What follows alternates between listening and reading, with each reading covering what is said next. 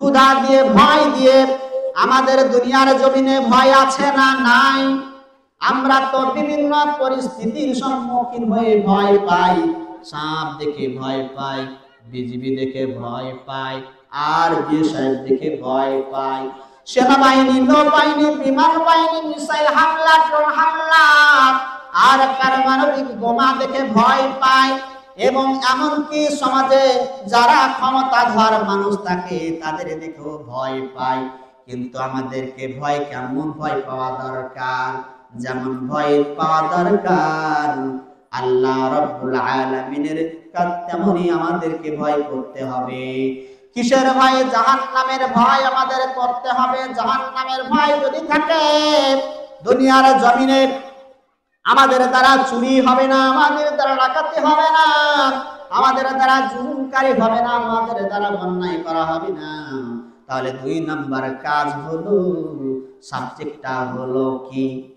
1 number ক্ষুধা, 2 number ভয়।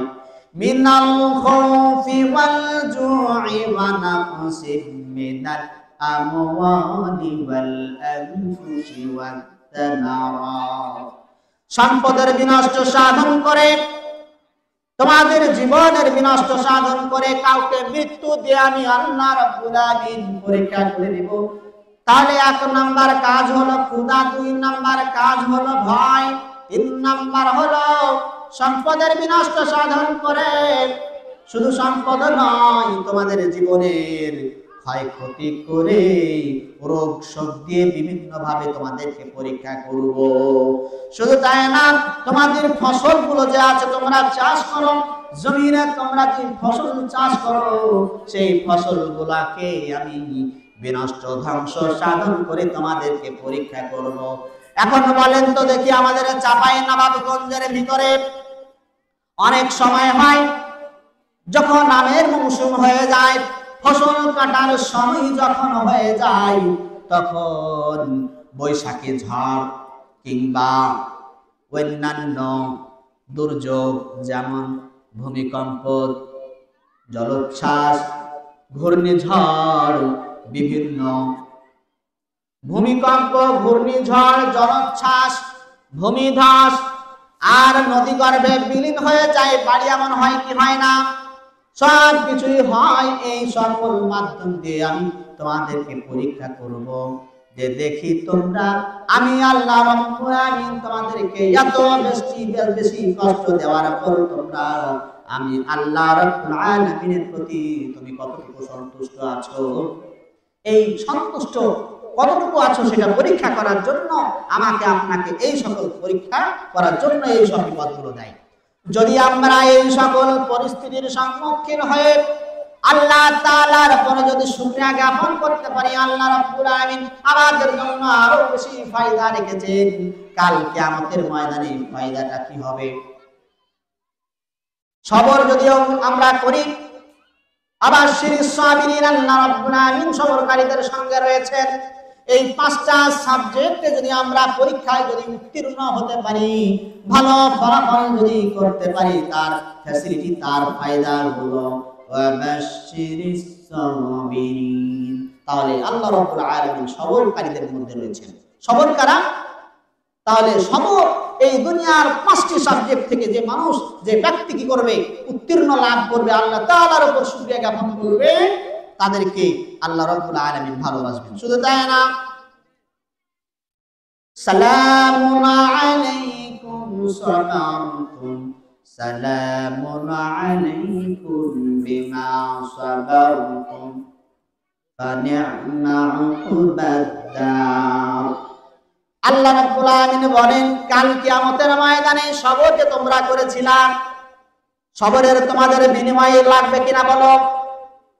কাল কিয়ামতের ময়দানে, হিসাবের দিনে, কঠিন দিনে আল্লাহ রাব্বুল আলামিন যে আমরা সবর করেছিলাম, এই সবরের ফায়দাটা আমাকে আপনাকে দিবেন। তখন সমস্ত ফেরেশতারা জানায়া দিবে, কি জানায়া দিবে? সালামুন আলাইকুম বিমা সাবারতুম ফানি'মা উকবাদ-দার।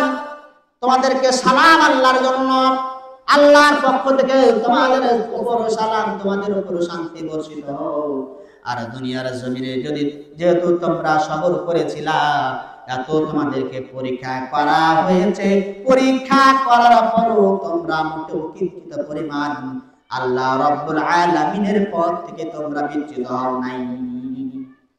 তাহলে উকুবাটা তোমাদের জন্য উত্তম একটা ঘর আখিরাতে এমন ভাবে তোমরা পেয়ে গেলা, আল্লাহ রাব্বুল আলামিন তোমাদের জন্য বন্দোবস্ত করে দিলেন যেটা তোমরা মোটেও কল্পনা করতে পারো নাই। তাহলে দেখেন, আমাদেরকে এই সমস্ত পরীক্ষা করে দিবেন আল্লাহ রাব্বুল আলামিন, যে কোনো সময় আমাদের দিতে পারেন। আমাদেরকে একমাত্র আল্লাহ রাব্বুল আলামিনের প্রতি আমাদেরকে ঈমানটা ইস্তেকামত রাখতে হবে।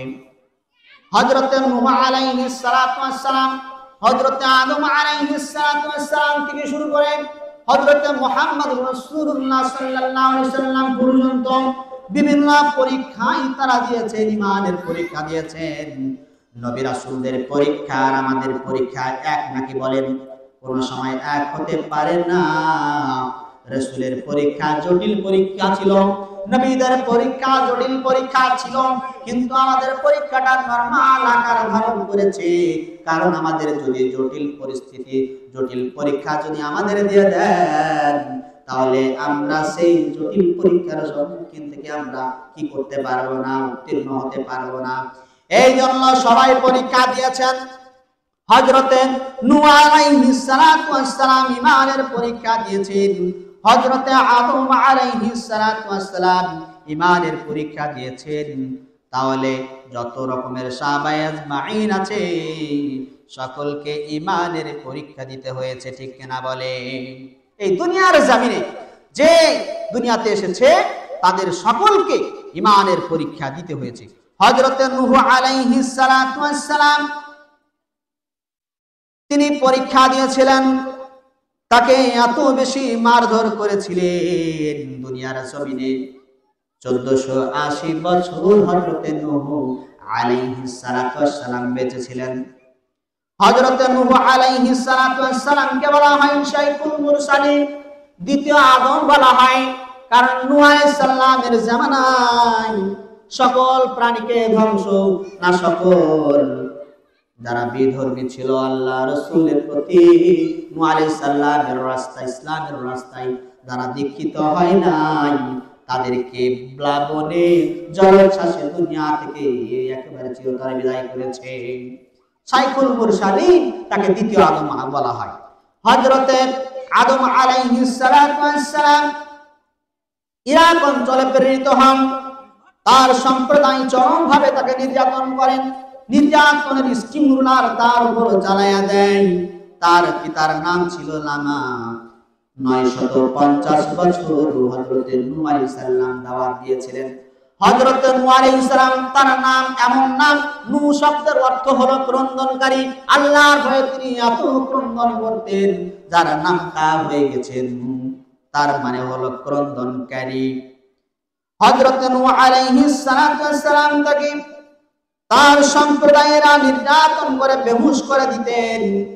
তাকে নির্যাতনের এত স্টিমুলার তার উপর চালিয়েছিল, তখন তার হুঁশ আসতো। যখন তার হুঁশ আসতো, তখন তারা সে নূহ আলাইহিস সালাম দোয়া করতো। সেই দোয়াটা জানা দরকার আছে না নাই? অবশ্যই জানা দরকার আছে। হযরত নূহ আলাইহিস সালাতু ওয়াস সালাম দোয়া করতেন, রব্বি গফির লিকওমি ইন্নাহুম লা ইয়ালামুন। হে আমার প্রভু, তুমি আমার কওমকে ক্ষমা করো। যখন আল্লাহর কাছ থেকে বাণী আসলো যে তারা ঈমান আনবে না, তখন তাদের জন্য পথ করলেন, তারপরে প্লাবন হলো, এইভাবে তাদেরকে চিরতরে বিদায় করে দিলেন। এইভাবে আল্লাহ রাব্বুল আলামিন প্রত্যেক নবী রাসূলকে পরীক্ষা করেছেন। আমার নবী, প্রিয় নবী মুহাম্মদুর রাসূলুল্লাহ সাল্লাল্লাহু আলাইহি ওয়াসাল্লামকে পরীক্ষা করেছেন। নবী সাল্লাল্লাহু আলাইহি ওয়াসাল্লামের স্ত্রী খাদিজা রাদিয়াল্লাহু তাআলা আনহু এবং চাচা আবু তালিব মৃত্যুর পর কুরাইশ তথা সওদাগরের কাফেররা অত্যাচারের স্টিম রোলার বাড়াতে থাকলো। এ নর পিশাচরা আমার নবীর গৃহদ্বারে কাটা বিছিয়ে রাখত। তিনি যখন কাবা ঘরের সামনে নামাজে রত থাকতেন, তখন কাফেররা উটের নাড়ি ভুড়ি আর ছাগের ফুল তার মাথার উপরে চাপিয়ে দিত। এমন ঘটনা বহুদিন এই নর পিশাচরা করেছে আমার নবীকে, যেটা কল্পনাও করা যায় না। একদিন আমার নবী সাল্লাল্লাহু আলাইহি ওয়াসাল্লাম নামাজে আছেন, এটা দেখে উতবা নিজের চাদরকে পা ঘুরিয়ে দড়ির মতো করে দিলেন। আমার নবী সাল্লাল্লাহু আলাইহি ওয়াসাল্লামের গলায় পেঁচাতো। এতে আমার নবী সাল্লাল্লাহু আলাইহি ওয়াসাল্লামের শ্বাসরুদ্ধ হওয়ার উপক্রম হয়ে যেত। এমন সময় হযরতে আবু বকর সিদ্দিক রাদিয়াল্লাহু তাআলা আনহু উপস্থিত হয়ে যেতেন এবং তাকে রক্ষা করতেন। আমার নবী সাল্লাল্লাহু আলাইহি ওয়াসাল্লামকে গালি দিত কাফেররা দলবদ্ধ হয়ে, এমনকি খাদ্যে প্রাণীর মলমূত্র মিশিয়ে দিত।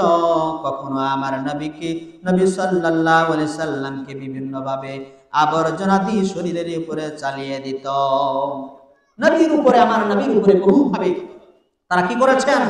তারা নির্যাতনের স্টিম রোলার চালিয়ে দিয়েছেন। হাজার ব্যথা বেদনার পরে ফিরে আসনি তুমি আপন ঘরে, দিনের আলো তুমি ছড়িয়ে দিতে, চলে গেলে মদিনায় মক্কা ছেড়ে। হে রাসূল তোমাকে ভুলে আমি কেমন করে। এইরকম করে প্রত্যেক নবী রাসূলকে ঈমানের পরীক্ষা দিতে হয়েছে। আরো একটা সাহাবীর ঘটনা আমি উপস্থাপন করে শেষ করে দিব। হযরতে আব্দুল্লাহ ইবনে হুযায়ফা রাদিয়াল্লাহু তাআলা আনহু রোমানদের বাহিনী এবং হযরতে আব্দুল্লাহ ইবনে হুযায়ফা রাদিয়াল্লাহু তাআলা আনহু মুসলিমদের পক্ষে যুদ্ধ করার জন্য কাফেলা বের হয়েছিলেন। আর বের হওয়ার পরে কি হয়ে গেল? তখন ওই রোমান সম্রাট হিরাক্লিয়াস বললেন, মুসলমানদের ভিতরে যাই হোক না কেন, ফলাফল যাই হোক না কেন, মুসলিমদের একটি দল আটক করার দরকার। সুতরাং তার সাঙ্গু পাঙ্গুরাকে যখন এইরকম করে বললেন, আব্দুল্লাহ ইবনে হুযায়ফা রাদিয়াল্লাহু তাআলা আনহু ছিলেন সেই কাফেলার আমির। ওই কামিরকে ধরে আনলো, আটক করলো, জানায়া দেয়া হলো রোমান সম্রাট হিরাক্লিয়াস, আমরা আপনার আদেশ ক্রমে একটা দলকে, মুসলমানদের দলকে অবরুদ্ধ করেছি, সুতরাং কি করাবো? তখন তাকে আনা হলো। রোমান সম্রাট হিরাক্লিয়াস বলল, তোমাদের দলের আমিরকে? তখন হযরতে আব্দুল্লাহ ইবনে হুযায়ফা রাদিয়াল্লাহু তাআলা আনহু দাঁড়িয়ে গেলেন, যুবক। তখন ওই যুবককে জিজ্ঞেস করলেন, তোমার নাম কি যুবক? তখন তিনি বললেন, আমার নাম আব্দুল্লাহ ইবনে হুযায়ফা। আমি তো তোমারে ভালোবাসি, তোমার চেহারা দেখলে আমার দিলের ভিতরে ভালোবাসা পয়দা সাথে সাথে সৃষ্টি হয়ে গিয়েছে। সুতরাং এই ভালোবাসা যদি অস্তিত্ব রাখতে চান, তাহলে আমার তো কিছু শর্ত আছে। আব্দুল্লাহ ইবনে হুযায়ফা রাদিয়াল্লাহু তাআলা আনহুকে আনলেন এবং পাশে বসালেন। সমস্ত ওই সাঙ্গু পাঙ্গুরা, ওই রোমান সম্রাট হিরাক্লিয়াসের আশেপাশে যারা প্রদারান রয়েছে, সবাই তখন হতভম্ব হয়ে গেল। বলতেছে, কি আমাদের জাহাপনা, আমাদের সম্রাট কি পাগল হয়ে গেল নাকি? কি ব্যাপার? আব্দুল্লাহ ইবনে হুযায়ফাকে আমরা ধরে আটক করলাম, আবার তাকে পাশে বসিয়ে একথা জিজ্ঞেস করছে কেন? তাকে শাস্তি না দিয়ে আরো তাকে ভালোবেসে বুকে টেনে নিচ্ছে কেন? বুঝি না। এরপরে তাকে জিজ্ঞাসা করলেন, তোমাকে তো আমি ভালোবাসি হুযায়ফা, এই হুযায়ফা তুমি যদি ভালোবাসার অস্তিত্ব টিকিয়ে রাখতে চাও তাহলে তো তোমার কিছু শর্ত রয়েছে, আমার কিছু শর্ত রয়েছে, এই শর্তগুলো যদি তুমি পালন করো তাহলে তোমার জন্য ফয়সালা, তোমার জন্য ফ্যাসিলিটি আছে, অনেকগুলো ফ্যাসিলিটি তোমাকে বলছি। তুমি যদি তোমার ওই খ্রিস্টান, ওই হিন্দু ধর্ম, মুসলিম ধর্ম যদি তুমি ছেড়ে দাও, ওই তোমার হিন্দু ধর্ম ছেড়ে দিয়ে যদি তুমি আমার খ্রিস্ট ধর্ম, রোমান সম্রাট আমি হিরাক্লিয়াস আমার ধর্ম যদি তুমি গ্রহণ করো তাহলে তোমার জন্য কিছু সুবিধা আমি বরাদ্দ করলাম। বরাদ্দগুলো কি কি? তুমি যদি এই খ্রিস্ট ধর্ম গ্রহণ করো তাহলে আমি তোমাকে আমার মেয়ের সঙ্গে, সুন্দর সুশীলা নারীর সঙ্গে, মেয়ের সঙ্গে বিয়ে দিয়ে দেব। শুধু তাই নয়, এই রোমান সম্রাটের একচ্ছত্র মালিকানা তোমারে বানায়া দিব। শুধু তাই না, বিয়ে করার সাথে সাথে তোমাকে অর্ধেক সম্পত্তির অর্ধেক, এই একচ্ছত্র মালিকানার তোমাকে অর্ধেক বানায়া মালিক বানায়া দিব। আর যদি তুমি আমার এই একচ্ছত্র মালিকানা পেয়ে যাও তাহলে তোমার থেকে আমার পরে তোমার ক্ষমতা থাকবে, কেউ তোমার মাথার উপরে কোনো ধরনের কোনো জোর খাটাতে পারবে না, সুতরাং তুমি রাজি হয়ে যাও। এইরকম করে বলল। হুযায়ফা রেগে একেবারে কি করলেন, রেগে কাঁপতেছেন এবং বলতেছেন, হযরত আব্দুল্লাহ ইবনে হুযায়ফা রাদিয়াল্লাহু তাআলা আনহুর শরীরের প্রত্যেকটি লোমকূপ থেকে ঘাম বের হচ্ছে রাগে কবে বলতেছে, দাঁড়িয়ে গিয়ে বলল, এই রোমের কুকুর, তুই কি আমার ইমানের বদলতে তুই আমাকে লোভ দেখাচ্ছিস? সুতরাং এই তোর লোভ দেখানোর ব্যাপারে আমি হুযায়ফা একটু মাত্র লোভ করব না। এইরকম করে যখন তাকে রোমের কুকুর বললাম, এরপরে রোমান সম্রাট হিরাক্লিয়াস কি করলেন, অন্দর মহলের দিকে চলে গেলেন। অন্দর মহলের দিকে চলে যাওয়ার পর তখন বলতেছে, হুযায়ফার কত বড় সাহস, আমার কথায় সে রাজি না হয়ে পাল্টা আমাকে গালি দেয়। তোর রাগ, তোর ইমানিক আমি পরীক্ষা করেই ছাড়বো, দেখি তোর ইমান কতটুকু। এরপরে তার সাঙ্গুপাঙ্গুরাকে বলল, হুযায়ফাকে পরীক্ষা করার জন্য তাকে কি করা হোক, জেলখানায় আটক করা হোক।